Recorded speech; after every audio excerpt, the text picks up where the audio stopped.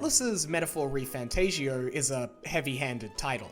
Much of its opening act is brutish and overt in its thematic setups, from the separate naming of player and main character, to its unflinching displays of racism and classism, and even one of its first text-boxed lines, "Music was the first magic." But through this smog of setup and evidence, what is Metaphor's meaning and message? Between ideology, art, and church and state, Metaphor changes hats as quickly as party members change heroic identities.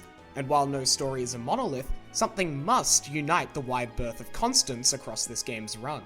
I'm going to start by flatly presenting that the pieces I think unite Metaphor are art and legacy, but I'll wait till we've uncovered this conclusion through analysis of Metaphor's story and gameplay to present the follow-through message attached to these ideas. Metaphor is incredibly effective at expressing this itself.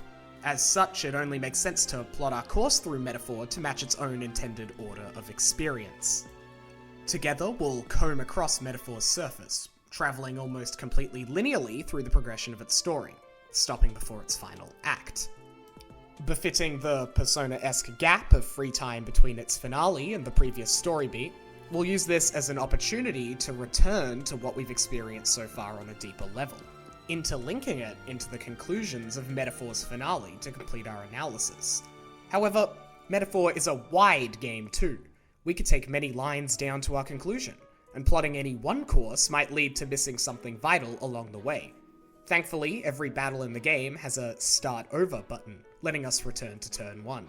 We might have to use that a couple times ourselves through this essay to find the pieces of evidence we've missed. Without further ado, let's begin fantasy.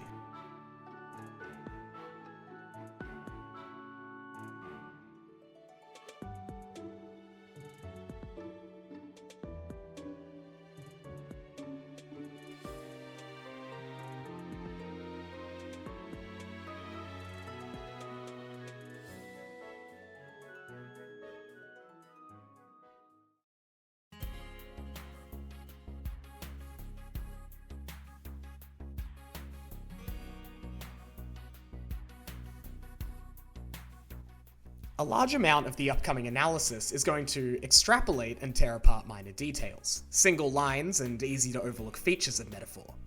Even I can recognize that some of these unwieldy points might draw a couple "the curtains were blue because they were blue" from audiences. As much as I despise this phrase and line of thinking, games are the closest a medium gets to one where thinking this can be justifiable, so long as we're willing to ignore death of the author. Consequently, I want to start by looking at the significance of a couple features of Metaphor that, while easy to overlook, work to gear our minds into analysis mode and digest the work in front of us. As Atlas's first return to traditional fantasy game after the Etrian Odyssey series' finale on the 3DS, or at least its hibernation, Metaphor is no stranger to trope, reveling in its acknowledgement of the tales it draws inspiration from to the point of laughing at itself and, occasionally, the player. Let's promptly lay down some pieces of evidence supporting a tongue-in-cheek awareness of trope present in Metaphor, both of which can be found directly following the game's prologue. Let's begin with the death of Grias, or Alsus as Hulkenberg knows him. Grias is the grizzled veteran fated for death. Despite being an important ally, he has no follower bond, Metaphor's version of modern Persona's social links. Every second line out of the rogue's mouth is a death flag straight out of a young adult fantasy novel. Old men should never promise their daughters they'll return safely is the lesson to be learned here. But there's a clear difference between the oversight of Persona 4's Toru Adachi being the only major character in the original release to not have a social link, and Grias being without a bond, not just in terms of their lifespan relative to the runtime, but how the game treats Grias' death relative to Adachi's reveal as a villain. Players with the reading comprehension of a young teenager will be aware of Grias' impending demise from before the point they are forced to grant him access to an archetype during the gameplay tutorial Moore gives the player. Following this, players with the critical thinking skills of a young teenager will avoid investing additional resources into Grias from here. Equipment is scarce at this point in the game, leaving archetypes and their associated currency, Magla, or Mag, as the remaining investment one can make into Grias. After Grias' death at the hands of the King's royal magic, any mag spent unlocking archetypes for Grias is refunded. Not as an apology for anyone playing with their eyes closed and ears off, but as a snide punishment for those that struggled against the optional dragon boss in the mines in lieu of not wanting to waste resources on a man fated for death. Metaphor in this way almost rewards the player for denying the most foreshadowed death in video game history, bordering on subverting trope while not subverting it at all and playing it incredibly straight. This is reaching into a layer deeper and analysis based on artistic medium though, so we'll leave that there. Our second striking example of fantasy trope is of the more game-y variety. Metaphor's first real dungeon, the Regolith Grand Cathedral of Grand Trad, is littered with wolves. These wolves are trash mobs. By the time the party enters, there's a reasonable chance the characters are of a high enough level to defeat the smaller wolves on the overworld with a stringle strike. Where Metaphor starts slapping its own knee is the continued presence of similarly scaled wolves. At each step of the party's journey, there are wolves a couple levels lower than the rest of the monsters roaming the dungeon's halls.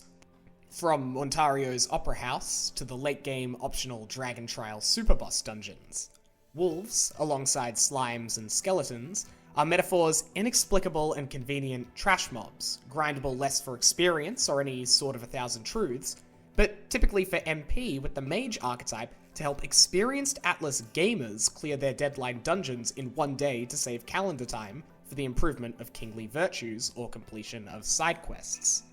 Indeed, Metaphor's wolves are beasts of love.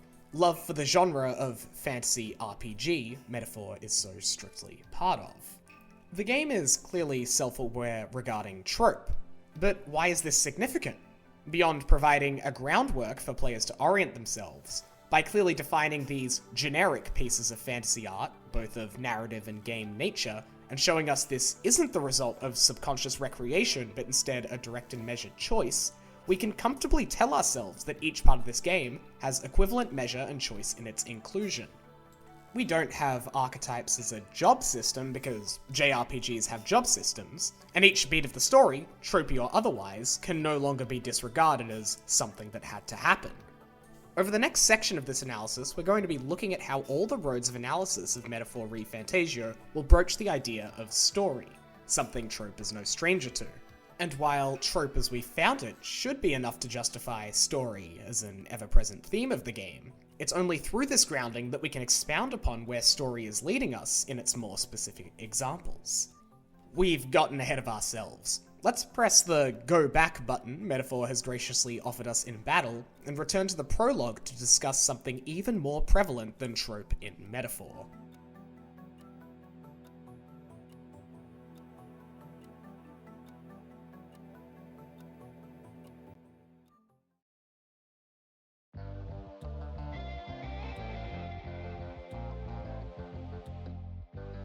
Metaphor is brazen and overt in its displays of prejudice.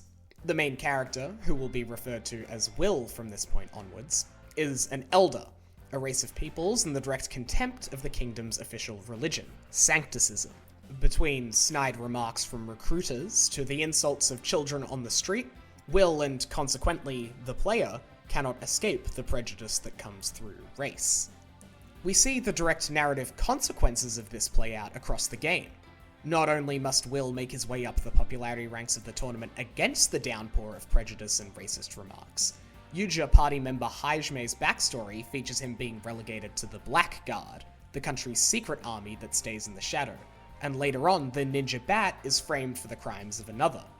While the nature of his race remains hidden to the public, the choice to pin the missing children on Hajme, or at least the circumstances that led to it, are at least implied to be tied to his Yuja identity. These small leaks into the events of the main story of Metaphor are simply the minor consequences of Metaphor's racism-flooded world. The incredibly on-the-nose leg of the tournament race, in of which the church instructs candidates to claim a holy relic for the Sanctus Church, sees Will and the party travelling to an island governed by the Monastery people, a three-eyed race who practice pagan beliefs. Forden, and the greater Sanctus Church's goals here, are made inextricably clear by both the party's conversations and cuts away to the Sanctus leaders, the destruction of pagan history and tradition. A goal limelighted after the completion of the Dragon Temple dungeon by primary antagonist Lewis sharing his plan to burn the island and everyone on it, had the party's plan to acquire a relic on his behalf failed, establishing parallels between Forden and Lewis before the upcoming reveal of the truth behind the caster of the Prince's Curse. We'll return to the specifics of the Dragon Temple and paganism within Metaphor later. What's significant for now is that xenophobia is integral to the plot of Metaphor with intention. This, however, should have been obvious from Lewis's many grandstanding speeches. Like a Shin Megami Tensei Chaos Alignment representative transported into this world, Lewis speaks often to crowds of adoring fans about a world of equality, where the strong, willing to seize power, will be rewarded, a rhetoric that stands on the pillars of racial and economic inconsequentiality, and as such, equality. Lewis aims to appeal to the people we spend an overwhelming amount of the time in the game interacting with, those who suffer under racism and classism. The Parapus, fitting neatly into the Beastman fantasy trope and often featuring the tails and ears of dog or bunny, consist of the visible majority of Metaphor's lower class. Will's first steps into the capital of Uchronia, Grand Trad, feature a scene where going to assist one beggar Parapus result in many more crawling towards him like seagulls at a beach. We then later meet Basilio and Fidelio, two Parapus from the slums, now the closest to Lewis himself in his army, whose hierarchy is entirely based on power. Lewis's microcosm of his ideal society, his army, is herein presented as proof of his dream. Basilio and Fidelio drink the Kool-Aid as living proof of this themselves. But Lewis's world is not a world bereft of class struggle. Enter Alonso, a potential bond for Will that offers the player the trickster line of archetypes. Charismatic and cunning, Alonso engages in schemes and scams to steal wealth, typically from the well-off, for his own pockets and, across his bond, his hometown, which is expressly extorted by the landowner who Alonso steals from. While Alonso's quick wit and charisma are undeniably strength, and perhaps even a power if Lewis were to be probed, they are nowhere near enough to grasp what Alonso desires, the liberation of his people. Even without Alonso's story, the game goes out of its way to express directly to Lewis that his ideal world doesn't simply move the lazy or inept to the bottom classes of society, but also the sick, young, and old alike. Metaphor presents a world of 8 tribes of people, in of which some are inherently physically stronger, like the Parapus or the Rogiant, or magically inclined, Elder and Monastery. But what of the others? To be Rogiant in Lewis's world is to be Rogiant in the churches, born with the silver spoon in your mouth. To Lewis, class is a tool of definition. It's why his army is so specifically structured that it informs the layout of the heist dungeon aboard his airship. And with class comes classism. Yet lurking in the boastful shadows of racism and classism is Metaphor's third ism, one not overtly named across the tale, but consistently represented to the point of thesis among the stories of Metaphor's women. Yes, sexism. Across the tales of 3 of Metaphor's women, all of which are tied to the Sanctus Church, we're forced to grapple with the idea of the objectification of women, not in the Persona 5, you either must have supernatural powers to overcome your oppression or have a 17-year-old boy do it for you way, but instead in a way that wholly separates the unique overbearing subtlety of misogyny in a world so bare with intertwined racial and class-based discrimination. The stories of Igniter store owner Brigida, pagan priestess and party member Yufa, and finally Sanctus Saint Rella all expressly devote themselves to women as tools of both state and religion. Brigida's story across her follower bond sees her uncovering the truth that the Sanctus Church has falsified stories of violence and revolt in order to weaponize her. The Sanctus Church desires to make a world where igniters are believed to be mandatory to use magic, and one where they are only used for violence. Brigida's story is as much about the cycle of violence and revenge as it is the first signpost for what misogyny is, inside and out of Metaphor. The next 2 stories are mandatory parts of the plot, not an optional bond. I'd argue this doesn't make them any more important, but it is worth considering. Beginning with Yufa.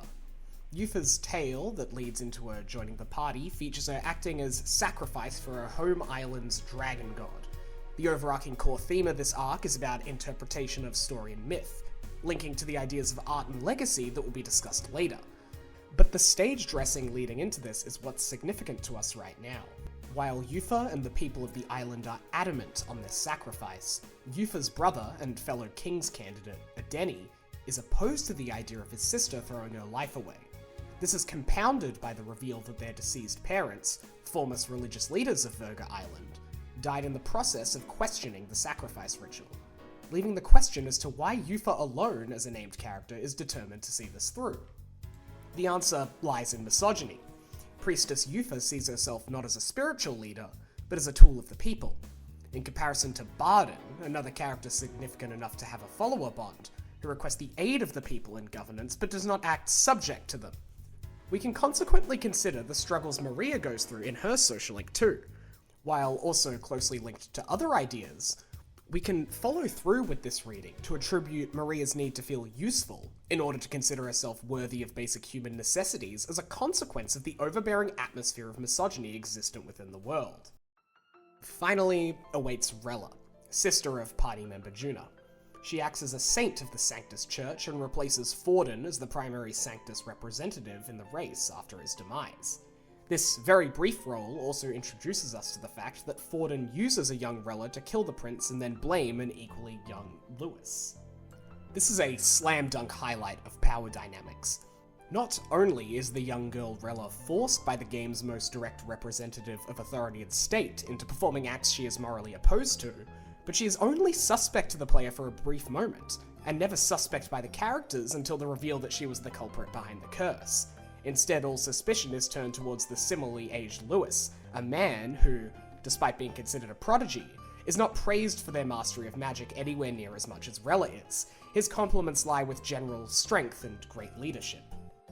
Women in metaphor suffer as subtle tools of state, ones denied any position of real power under sancticism and otherwise burdened by the will of those around them in a way that we are expected to hold remorse or contempt for. See Prior King Hitholodaeus V. This is a pretty bold statement to make, considering that the stories of Hulkenberg, Fabienne, and the Queen of Elder don't deal with these ideas at all. And Gallica and Maria's stories deal with usefulness outside of the direct reach of church and state. But Metaphor clearly intends to hold sexism in the same stead as classism and racism within its plot, which brings us to the question: are the isms of Metaphor ReFantazio set dressing or directly thematically relevant? This question can be surmised as, if the dominating powers in the world of Metaphor used different forms of oppression in the place of these three, would the story be the same? To which the answer is no. A massive part of why there is so much desire for change in the world heading into the Tournament for King is the arbitrariness of racism. Lewis can only run on the ideals he does because of classism, and sexism intertwines and weaves through both of these and the inner workings of state by being a subtle menace we fail to recognize in real life too. The significance of these three to the plot is as clear a signpost to its significance in its thematic identity as there can be. No look at Metaphor can simply consider equality as an end goal without directly considering the major prejudices and disparities of the world individually and specifically, consequently. This will be most significant when we talk about Juna and the Queen of Elder in reference to legacy and art in Metaphor. Let's continue to skim along the surface of Metaphor for a bit. The first piece of the story that unifies Will and Lewis is the fantasy novel penned by Moore. Between the author's name and contents, the novel is clearly meant to be a reference to the real novel Utopia by Thomas More. Today, however, we're more concerned with the contents of the fictional book and the in-universe owners and readers. Will shares the novel with party members and others alike, both actively and at request, reading different excerpts across the runtime of Metaphor. During each of these excerpts, a reader will make a comment on the contents of the novel, in the form of praise, critique, or even just fantasizing about aspects of the fictional utopia come to life. Once the potential for a new ruler becomes existent, and beyond that, possible, these comments begin to ring more serious. Will and the party form lessons, ideas, and potential future policy for this new world, interpreting and wondering what the prince will do with the throne under inspiration from his favorite fantasy novel. Lewis, the steepest competition for the throne, also owns a copy of the novel, and conversely boasts the antithesis of its governmental structures. Where the novel offers a world of governance made of elected officials trusted by the people, Lewis's army is composed of strong self-servers. People of power dispose law and authority as they see fit. The only reason they fail to create locked power structures is their own blind faith to Lewis's ideology that masquerades the idea of forcing their underlings down. But our protagonists do not agree with the novel either. Critique and question of the world of the novel permeate their discussions of it, from feasibility of application to whether its features are truly good and just. If neither Lewis nor Will are admonished for disagreeing with this fantasy world, then what purpose does the book truly serve? Let's pause and visit academia quickly before moving forward with this line of thinking. Academia, Moore's home/prison, clearly exists outside the reach of the people of Uchronia. While possibilities for its location appear, and Moore himself talks of joining you on adventures, his role as observer treats him within the world of metaphor as, for all intents and purposes, dead. A metaphorical death of the author. We can follow this line of the killing of Moore being equivalent to placing stock in the concept of death of the author, and valuing interpretation of art separate of confirmed creative intent. While evidence would suggest that Will and, conversely, the prince's interpretation of Moore's novel are closer to Moore's intentions, they're still treated as equal in merit to Lewis's. Anyway, back to reality. What purpose does Moore's fantasy novel serve? Within the narrative of metaphor, it could be argued that the fantasy of Utopia serves as a uniting force. With the exception of the conservative Forden and his lackey monk Captain Godot, each candidate runs with the identity of creating their ideal world, whether it be end goals such as a world of strength or beauty, or the progression via the destruction of the upper class. Each candidate earns a following for their respective vision of the world, and the fantasy novel represents what Will believes their vision for the world is at the beginning of metaphor. With each ally gained through the sharing of this world, it evolves and develops into something feasible, realistic, and better than Utopia.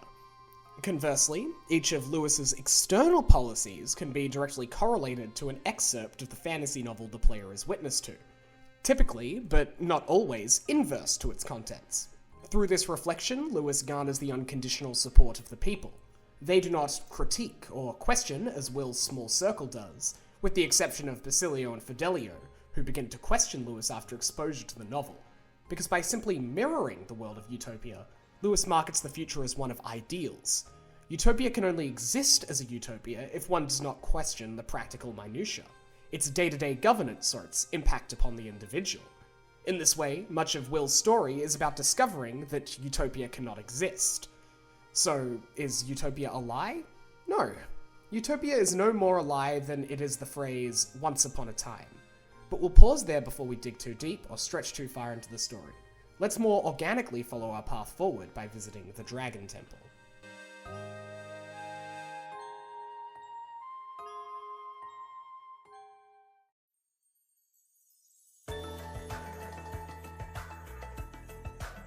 The party's visit to Etrian, or Verger Island as it's known on arrival, is metaphor's play within a play, or self-contained microcosm for at least a significant portion of the title's major themes.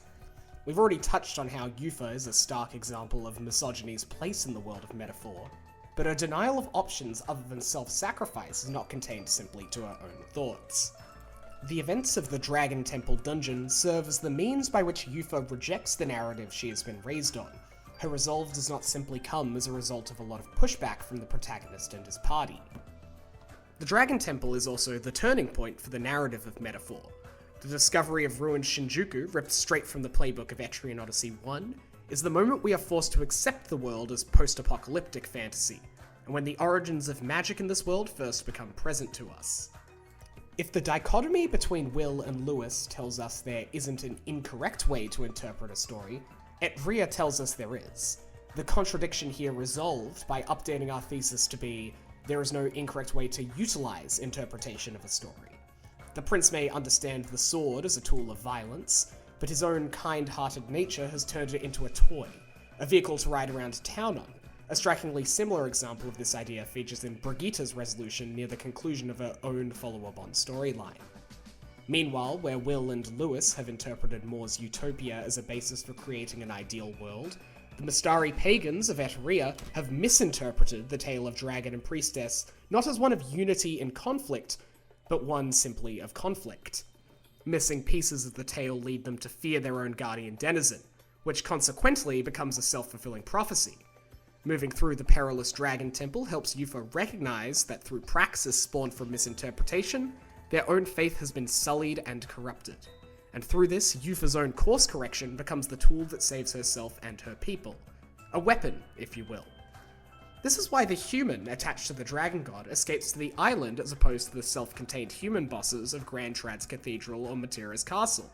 This story is as much about Etrian's people as it is Yuffie herself, and the hero must slay the beast for all. But for all the mainlanders, significantly including Batlin, the Sanctus Crier, this tale is about the discovery of the lies of Sanctusism. This leg of the contest for King very directly serves as an attempt to erase and colonize pagan belief in their real, functioning magical relics. And through the entry into Shinjuku, we come to discover that the stories of Sanctusism are not true. Wait, what stories?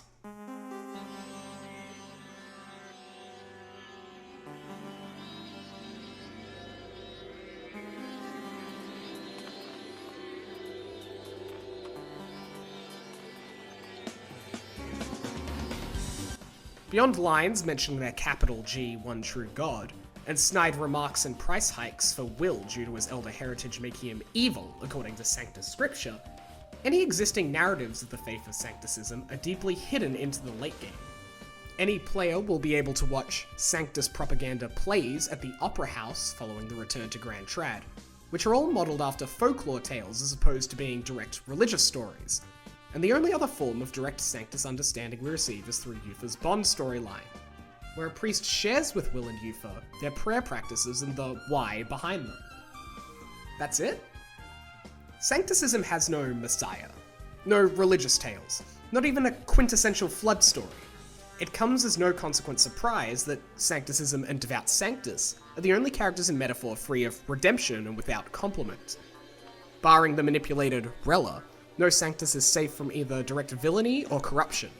Leader of the Sanctus, Forden, is treated as directly responsible for the banning of the fantasy book that has served to unite people outside of the state's religion. Batlin's inclusion in the narrative of Etrian is no joke or of little importance. Through him, we watch a man faithful from birth and employed by the church come to terms with the fact that he has served a husk of faith. A shadow government hiding in plain sight, wearing the skin of a system of community to manipulate the populace into granting them further power. So, what connects the two halves of the Virga Island arc? It's clearly story. Faith is also present in both parts, but faith is a compounding theme that comes as a consequence of religion being the modus operandi of the two tales. Yuffie and the Islanders half of the arc considers misinterpretation of story, consequence of subsequent action, and presents solution through discovery. Batlin and the Mainlander's story starts with discovery of nothing. The consequent conflict echoes outwards into the next part of the game, but here our resolution as players is an examination and questioning of what Sanctusism is, which is religion without story, leading us to the question of what religion is without story. And without story, Sanctusism could never have a religious hero like Yuffie to free its people of blind devotion and harmful practice. Speaking of heroes,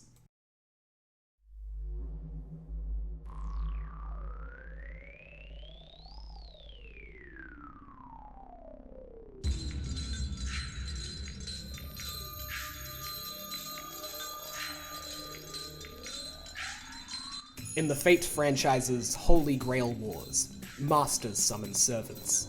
Heroes and legends of old manifested in the modern day, inextricably tied to the most famous part of their legend, their noble phantasm. King Arthur's Excalibur, Shakespeare's First Folio, or Oda Nobunaga's 3 Lines of Fire military strategy.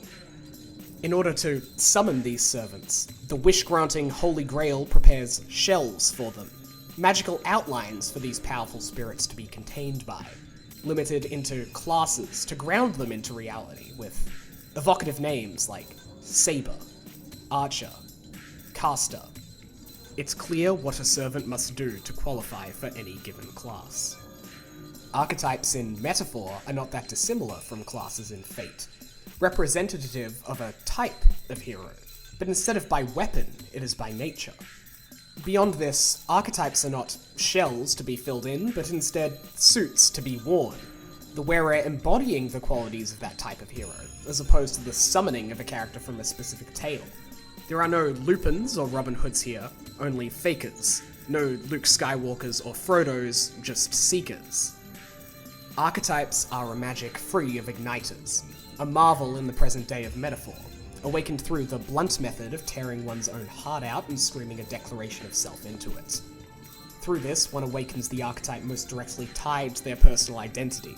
For the Guardian Hulkenberg, this is the Knight. For the spying songstress Juna, this is the Masked Dancer. Beyond this, archetypes are treated with reverence and power in the story. A lost magic that only the older or learned characters rebellious against the church, like Grias and Juna, are familiar with. To a storyless monolith like Sancticism, heroes are outlawed. Archetypes are clearly embodiments of heroic ideals made manifest. Through strengthening bonds with those representative of different types of heroes will, and to a greater extent the party, gain enough understanding to utilize new and developed heroic archetypes. But all of this is just narrative fact. Where is the existence of archetypes leading us thematically? Archetypes are undeniably deeply entrenched in the story, but is the game's primary gameplay mechanic there to serve exactly one word worth of thematics? Let's continue with the brazen and overt line of yes for a second, with another hammer over the head of evidence towards the story line.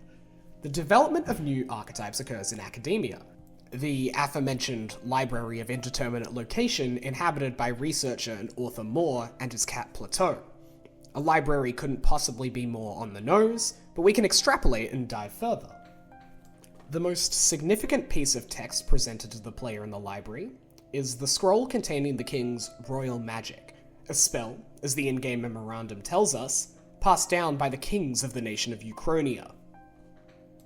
Throughout the story of Metaphor, we watch the king's magic take action to create and protect the narrative, or story, of the game, from defending the antagonist Lewis and protagonist Will from surprise attacks that would kill them, to creating the rules that will allow for anyone to take the throne themselves. A point of interest for Academia resident Moore is the end of the scroll. Written in an ancient script, the only part translated features the player's entered name for themselves and the title of True Seeker, rubbing shoulders with the Seeker line of archetypes attributed to Will, who awakens to the Seeker, and Moore, whose bond increases the potency of the Seeker archetype and unlocks its developments, Magic Seeker and Soul Hacker. Evidently here, the royal magic is tied to story, both in its protection of the narrative of the game metatextually, and its reference to the Seeker archetype, the one most close in nature to a protagonist. Where these revelations begin to get interesting is in tandem consideration of the question of, why now?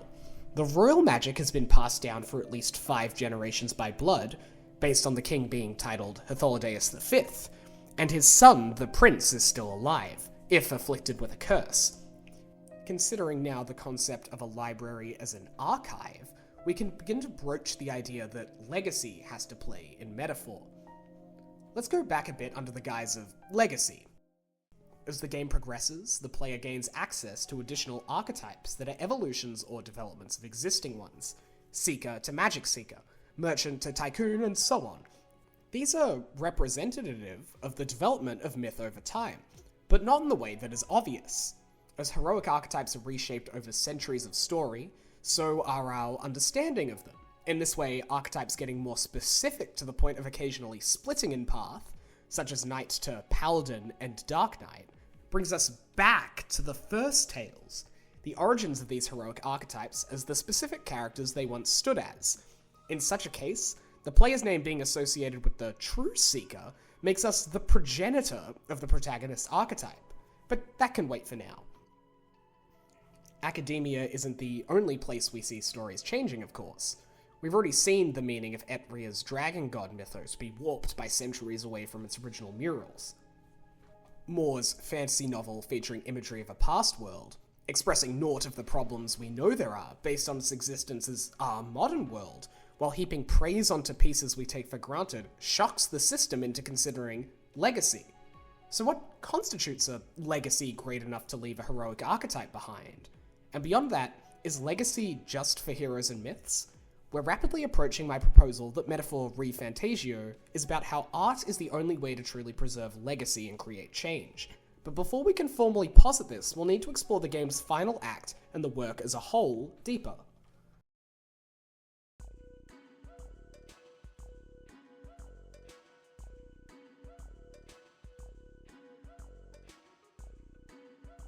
Going to take a quick side tangent here to talk about presentation and thematics through medium.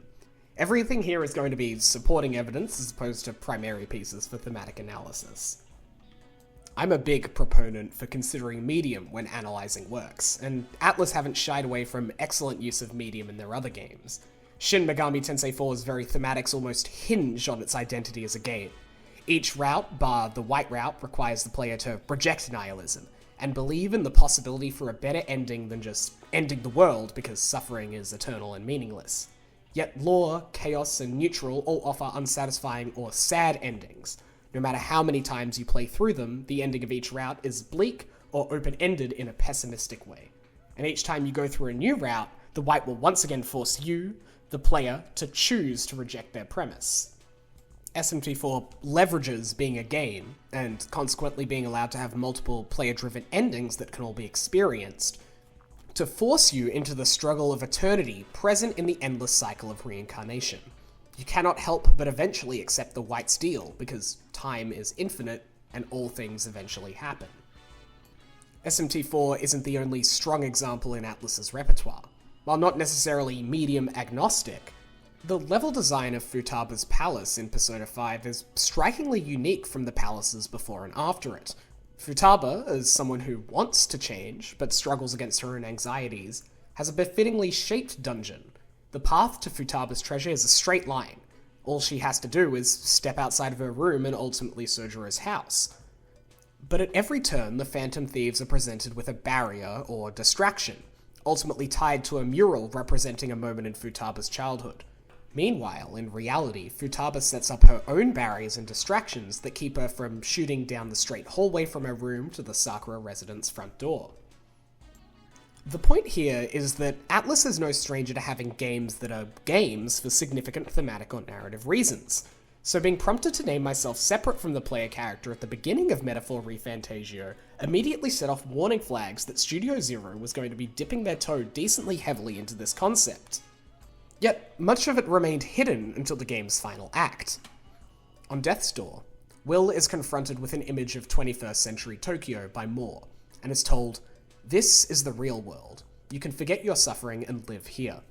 The final of 3 bad endings in the game lies ahead. Along the dialogue choices to continue playing the game through to its true ending, you, the player, must make Will look at the modern city in front of him and say, "This is not utopia." Concretely here as a player, you are forced to accept the world you live in is flawed. Metaphor will then follow this up by having every character bar Lewis in the final hours of the game scream as loud as they can that change for good is possible but slow. Metaphor is playing a cheeky trick here. By accepting that the world can be better at the boundary of fantasy and reality, as Moore puts it, than being told by every character that you've hopefully come to like at this point that things can change for the better, the game is almost serving as a call to action in the world of reality. This is before even considering Moore tells you after the credits to remember and internalize what happened here.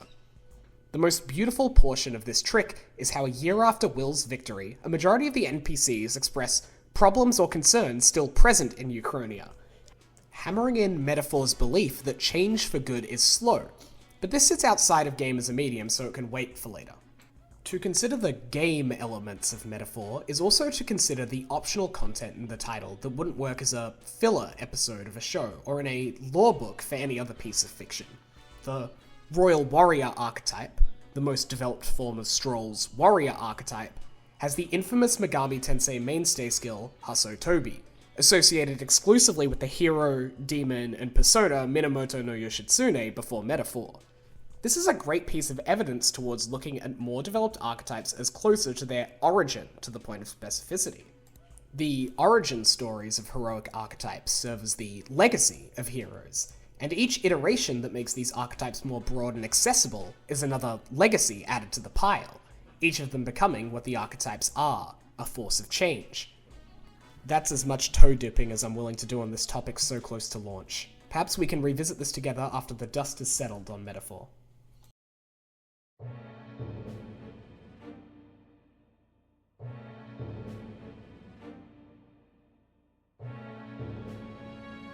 Lewis is the antagonist of Metaphor ReFantazio, and in a story willing to look us in the eyes and smirk and say, humans are the real monsters every couple seconds, we're more than invited to smile back and say, the antagonist represents the antithesis to the themes of the story. Lewis wants change, and Lewis wants it now. Physically altering Will and Zorba are tools in his playbook we see once all his cards are on the table. Where things get difficult is how Lewis uses ideas like truth and lies to obfuscate his goals and intentions with these transformations. Lewis speaks of how he detests lies, and how dreams one cannot make true are lies themselves. In this way, Lewis's ability to alter and warp people with Magla is a reveal of their true form, and Lewis would be correct in understanding it this way by his own metrics and beliefs. Overcome by the anxiety made manifest as Magla, the twisted human forms represent a true form of every individual, them at their lowest. How can our heroes reject a premise that has been presented as real in front of them? The answer lies in the power of archetypes. If someone's true form is their lowest, then their fake form must be their highest. Heroic archetypes are representative of ideals, how people and concepts are remembered, something to strive for. The player, as the true seeker, looks nothing like the archetype visualized on the Royal Magic Scroll. Yet we hold the power of the true seeker to allow for a path forged forward, as our selves, as we know them, are not real in the world of metaphor, merely our idea. The same applies in the universe of metaphor too. Both Htholidaeus V and his son the Prince were able to create change in the world by splitting into a fake version of themselves. Moore and Will create the change their original selves dreamed of in the world through their actions, despite being fake people created out of magic. We consequently see this play out in the year following Lewis's defeat. As king, Will's Uchronia is still rife with problems. Follower and non-follower NPCs alike will express concerns and issues plaguing the kingdom, but most of them look forward, believing in change, living with their anxieties as they are no longer contained in the royal scepter. The people are willing to accept the fear that comes with change thanks to faith and hope, the same faith stolen by the Sanctus Church. Within the months leading up to the final confrontation with Lewis, the player can access a series of side quests in which the party undertakes the Trial of the Dragon, scaling a series of previously completed towers full of more powerful foes and draconic superbosses at the top. Guided by a fairy who served as companion to Uchronia's first king, and consequently a portion of his immortal legacy, the party unlocks the right to face the final dragon back in the Dragon Temple, a dragon far more fierce in power than its three seals. Narratively speaking, this fight is a lot easier. Taking a form mirroring Will's own, it switches between archetypes and forces Will to challenge every anxiety they have about their upcoming rule. The conclusion of this fight reveals the dragon to represent in form the anxieties of the time, appearing in the old world as a great beast as a consequence of anxieties around war. If this dragon that takes the form of Will is the anxieties of the present, then its antithesis and reflection, Will, must be the hopes of the present. Defeating this dragon is the only way to acquire the single piece of concrete evidence that outright confirms the identity of the voice that speaks to each character as they awaken to their archetype's powers, and Will in additional places, adding further dialogue to Moore's final scene, and mentioned by identity in the Will exclusive equipment of the Dragon Sword. The disembodied voice is Will's mother, the Queen of Elder. So Will's father, Moore, leaves behind the legacy of the fantasy novel Utopia, where the Queen of Elder leaves behind the legacy of the magic of archetypes. How does this all unite?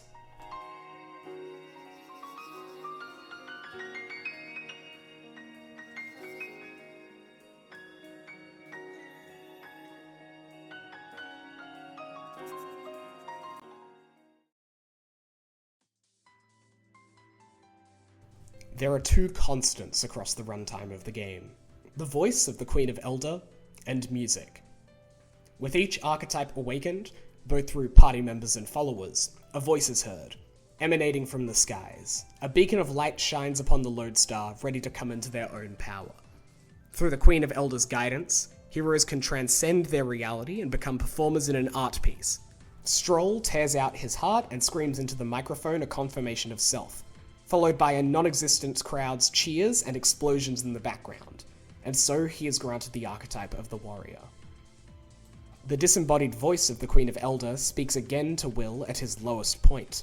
Defeated by Lewis and seemingly completely shot out of running for king by the human transformation forced upon him, the Queen of Elder speaks again from above, having Will remember his identity as part of the prince.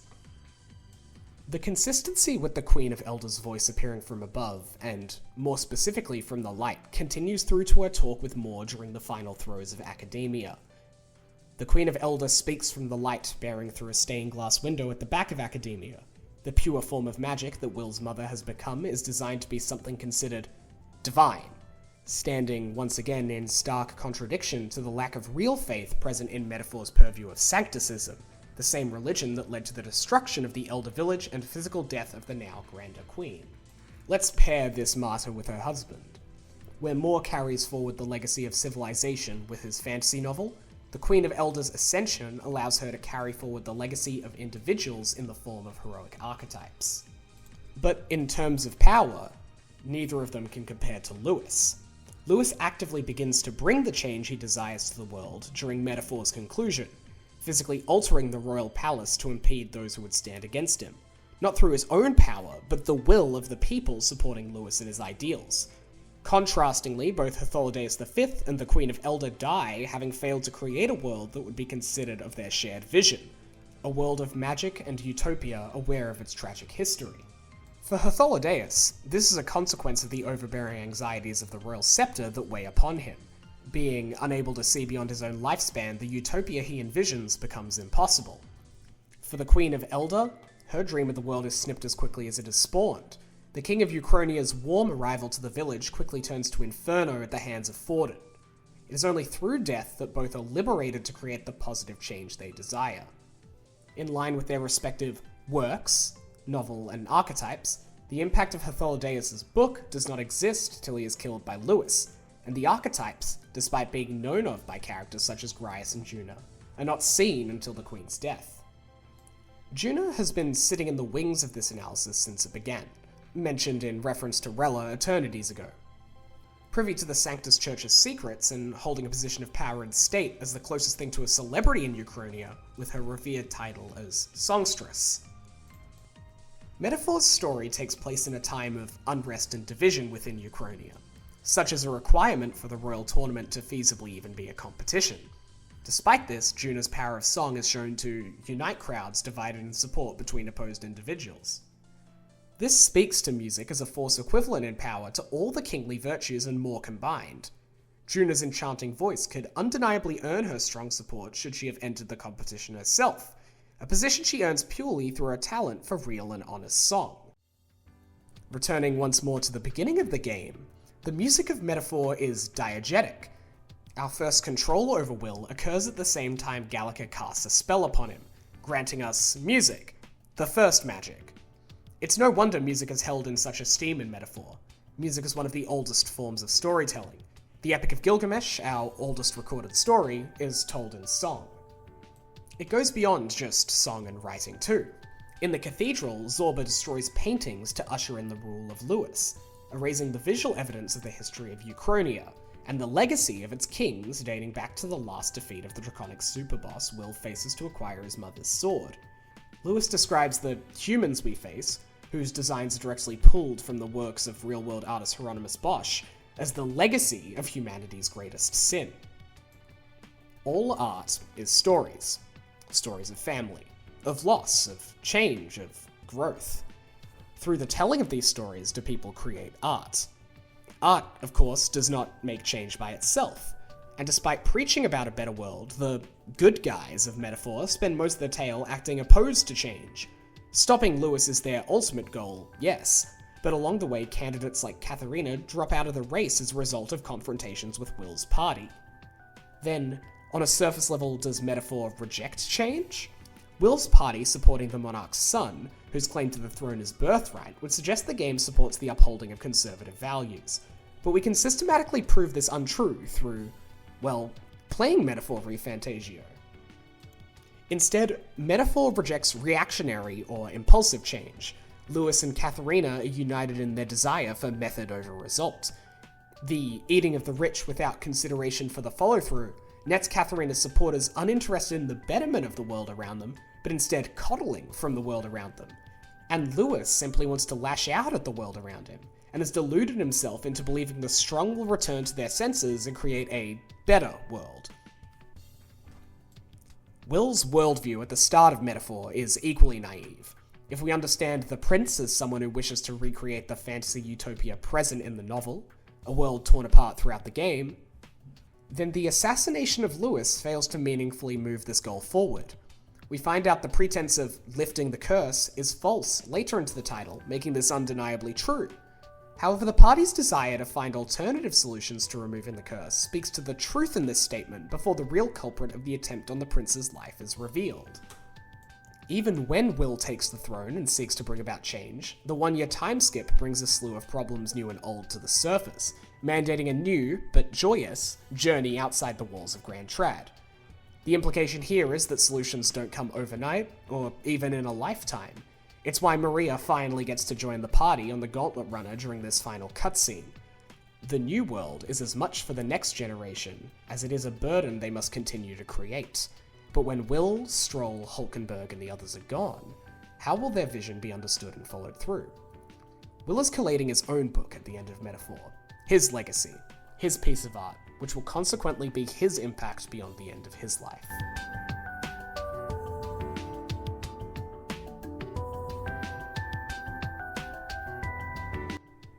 Metaphor is a game full of love. While its similarities to Persona left critics a little surprised by its lack of romance across its follower bonds, the game is still filled to the brim with love. For RPGs, for art, for story, and for the capacity for growth innate within us and people as a group. In this love is Metaphor's message to players. To create. Metaphor is not supporting inaction in its harsh retort to reactionary violence. The party spends a whole year working for change after their victory, and go on a grand journey for change beyond that. But Metaphor does tell us to create is to live eternal. Let fantasy live on.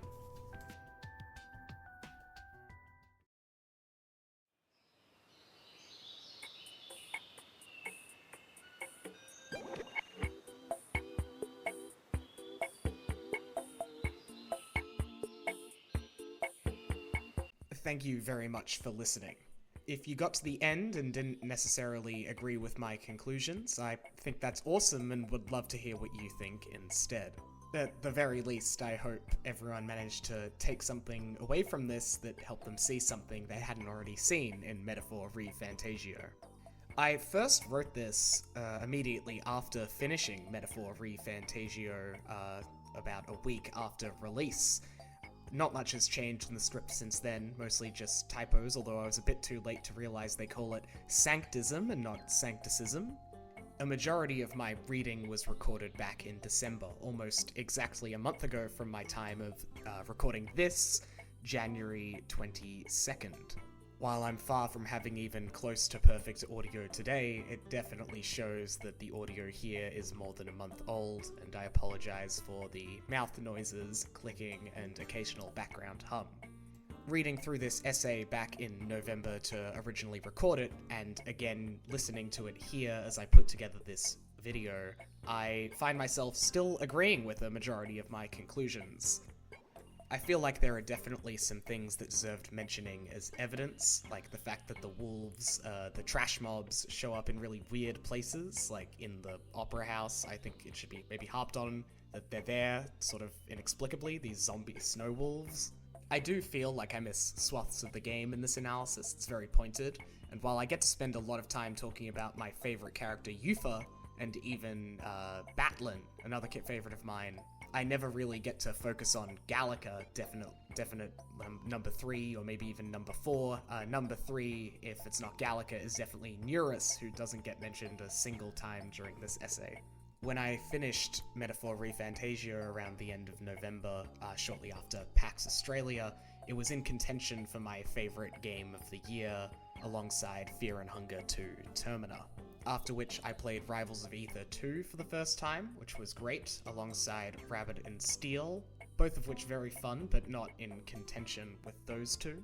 After that, I got to play indie horror hit Mouthwashing, which I had a great time with. I considered mentioning it when I was writing the Kagura Bachi essay, because objectification comes up in both games, but it seemed to not quite fit by the end of it. The big thing that sets Termina and Metaphor apart from the rest of the crowd, as I sort of mentioned earlier in this essay, is the fact that they're games for a reason. It feels relevant that they're in the interactive medium in terms of their artistic identity. Shin Megami Tensei 5 Vengeance's Vengeance route had the same sort of issue that people had with the original Shin Megami Tensei 5, which was that the story was very vague and open-ended. I really enjoyed this personally. It felt like there were years of work that had to get scrapped or pushed to the side, but the remnants that existed were still a canonical part of the world, which made it so rewarding to talk to NPCs, or even just look at the visual design and come to conclusions from there. While Metaphor as a story feels very much whole, the Magic Academy definitely rings with the same sort of vibes as what SMT5 and 5 Vengeance's stories have going on. Something I'd love to maybe discuss if I end up talking about Metaphor again in the future. I actually more so bring this up relative to Hulkenberg, a character that I didn't really find myself super attached to, and her introduction I thought was the weakest part of probably all of Metaphor ReFantazio, but especially those first 10-20 hours. Since it was called Project ReFantasy, there's been a red-haired elf knight in all the concept art that's been shown to us, or the promotional material. It's very clear that Hulkenberg is one of those characters that's gone through a lot of redesigns and rewrites, and I think that's why it feels like when she's introduced, she's a character that the people writing it already know, but there's not a real introduction for us there. Metaphor is just one of many things I fell in love with in 2024, and I'm looking forward to falling in love with plenty of other stuff in 2025. If you think there's anything up my alley based on this, please feel free to let me know, and I'd love to give it at least a shot. Thanks again for listening.